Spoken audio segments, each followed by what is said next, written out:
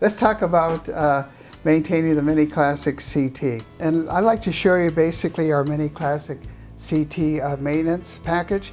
It's basically a descaler, which you will use to eliminate the scale buildup in your boiling chamber, and your filters, which you will want to use and will be of great benefit to you. There's 4 of them here in the package. And let me show you what we have.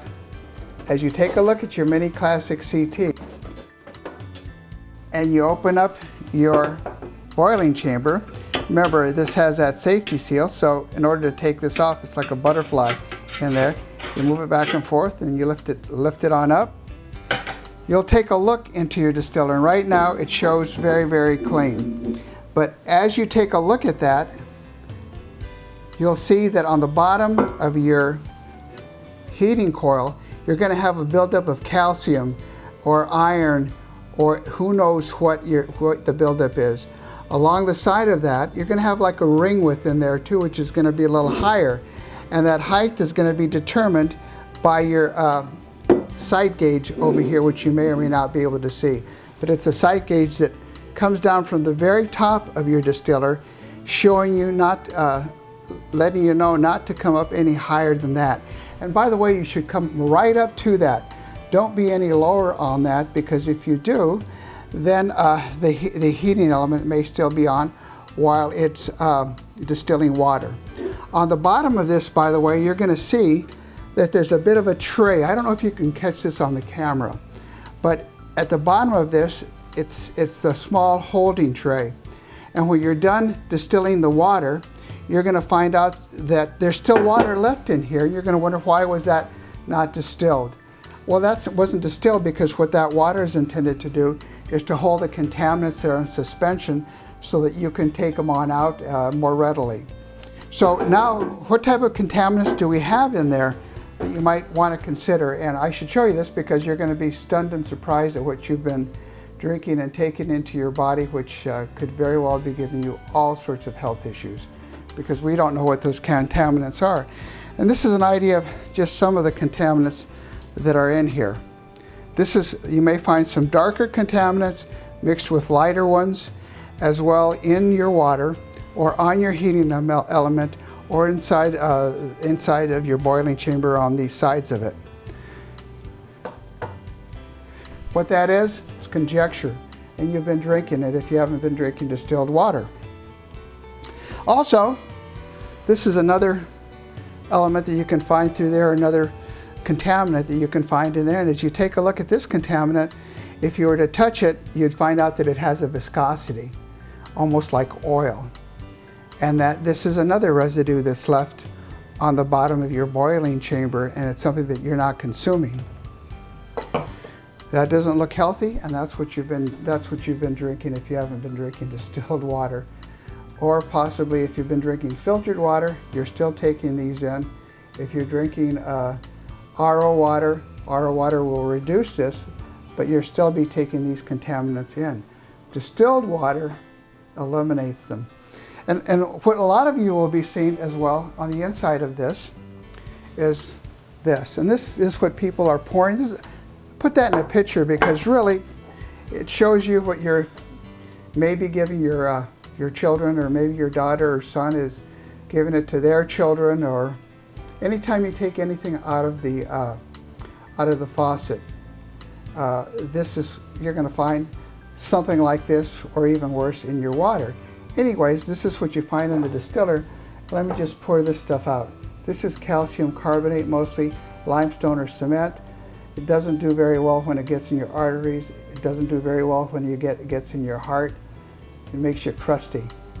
So anyway, these are some of the things you're now eliminating because you've chosen to purchase a water distiller, which will eliminate those. Now, these are the items that you're going to find back in your distiller. So what you're going to do is you need something to maintain them. Well, what you need to do as you've got this is put in some warm water, fill this up with warm water, and do it in 2 phases. We're the only ones that will probably tell you that. The first phase is to take the water just above that heating element, because your heating element might be encrusted. Now the question is, how do you know when to clean it? How do you know when to clean it? How do you know when to use a descaler to take care of that? And some people may have to use vinegar if they have a lot of health issues or are concerned with that. But this is what I use in an open environment and where I have plenty of air circulating, and I stay away from that. But if I'm in an enclosed environment, I may choose something like vinegar. But this is excellent. It takes care of it right away. You place a tablespoon or two on the bottom of this. On the directions, it may tell you to leave it in there 4 to 8 hours. The reason it says 4 to 8 hours when you read it is because this descaler is used to clean up the boiling chambers of a lot of foreign or non-Canadian or USA-made water distillers. If you use this on those, basically that's stainless steel, which is not the same as US stainless steel, will actually corrode. With this, because you have a USA stainless steel boiling chamber, or made in USA or Canadian made water distiller, you can let it sit overnight. And that's what I would suggest. Let it sit overnight, 8 to 12 hours. The next day, you come on over and you pour it on out, run the water to it, flush it a few times, swirl it back around, and pour it out again. When you look down into this area, you should start seeing a clean bottom, because actually the bottom of your boiling chamber will have that scale. Your heating element may have that as well. So you may still have some on the perimeter or the inside of your boiling chamber, in which case you'll go through the same process, but you're going to put warm water, not hot water, and you definitely do not put it in your machine. This is exclusive outside of your machine. Everything I'm talking about is outside of your machine, so you have to make absolutely sure that's what you're doing. Anyway, what you do is fill it right back up with water to the side gauge, so you eliminate the buildup on the side. Again, I asked, someone says, well, so some people come up and say, it's dirty, I have to clean it every day. Well, you don't have to really worry about it. It's when the scale builds up to where it's measurable, maybe with a micrometer, or you can measure it, that's when you need to descale it. Now, how do you know when to descale it and when to use this descaler? And again, by the way, this is a 2-pound jar of descaler. No one has this. It's the best value you're going to find anywhere. So when you use your descaler again, it's going to make sure your water's not too hot, just warm. Take a look at it. It'll come up to the side and you'll pour it on out. And as I was going to say, how do you know when to do it? And I'm repeating myself in this again because it's asked more and more of me. And that's the fact that if it's measurable, you can flick it off. Do not use your hand or anything else to flick it on off or clean it. Don't do that. Let the chemical, this or vinegar, do the work for you. If you do that, then you start pitting your heating element and you start reducing the life of your heating element. Some people have tried to clean things as they've seen build up on the inside of it with different sharp or metal objects. You don't do that.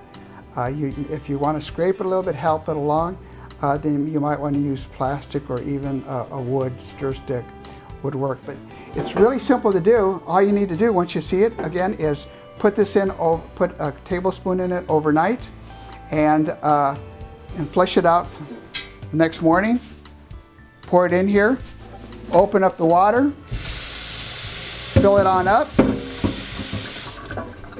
swish it around, and pour it out on the side again, and do that process, and it's just fine. It'll give you a very, very long life.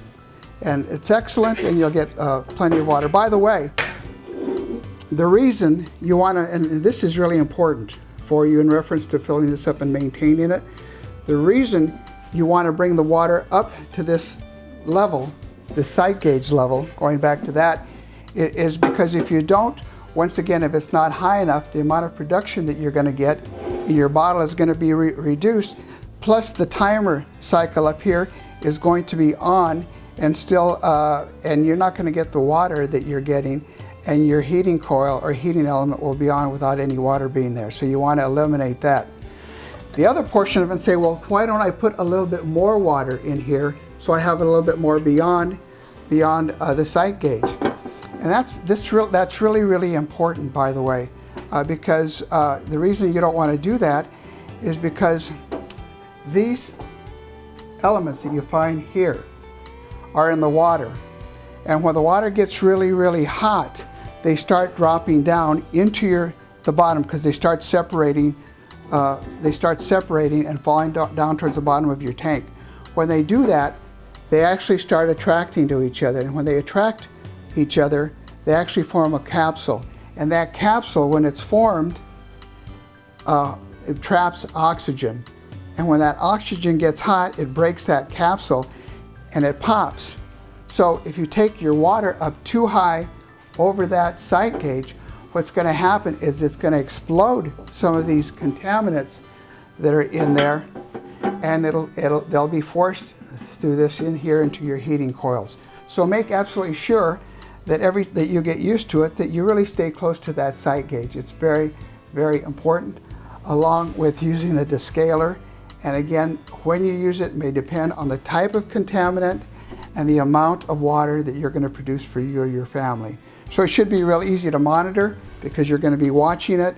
Every time you open it on up, you'll see, and after a short while, you'll know just how often to do this. And this is your distiller maintenance kit. This is what you need and what you should get, along with your distiller. By the way, the distiller does come with one charcoal filtration package in it as well.